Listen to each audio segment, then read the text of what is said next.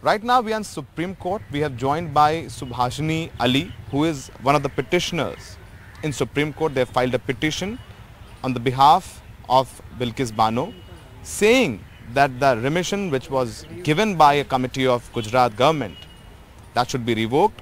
The convict should be behind the bars. BJP के भी तमाम लोग हैं जो कह रहे हैं कि बिल्कुल देवेंद्र फडणवीस सोच है, जो सबने कहा है कि ये बहुत गलत हुआ। जिसके अंदर भी थोड़ी सी मानवता रह गई है, उसका दिल दहला है, तो ये एक बड़ा मामला है और इसीलिए इसको हम लोगों ने याचिका के माध्यम से सुप्रीम कोर्ट के सामने हम लाए हैं। और हमारा कहना ये है कि गुजरात सरकार ने कौन से नियमों के अनुसार इस फैसले पर पहुंचने का काम किया है। ये भी बहुत कहा गया कि नहीं, ये सुप्रीम कोर्ट के कहने पर किया गया। इस पर भी सुप्रीम कोर्ट ने आज सफाई दी है, वो बताइए हमारे दर्शकों को। उन्होंने ये कहा कि हमने ये नहीं कहा कि रिमिशन दो, आपने हमसे पूछा कि हम क्या इसको देने के काबिल हैं, हमने कहा हाँ और हमने आपको भेज दिया। हमने ये नहीं कहा कहीं भी कि इसमें रिमिशन देना चाहिए, क्योंकि जैसा कि मैंने कहा वो 1992 के बाद 2014 में और अभी अमृत महोत्सव के दौरान स्पष्ट रूप से कहा गया है कि बलात्कारियों को, आतंकवादियों को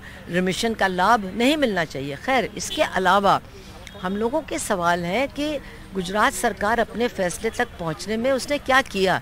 जो जज थे सालवी साहब, उन्होंने कहा है कि हमसे बिल्कुल नहीं पूछा गया और मैं इस फैसले के बिल्कुल खिलाफ हूँ, ये गलत फैसला, ये उन्होंने ऑन रिकॉर्ड कहा है।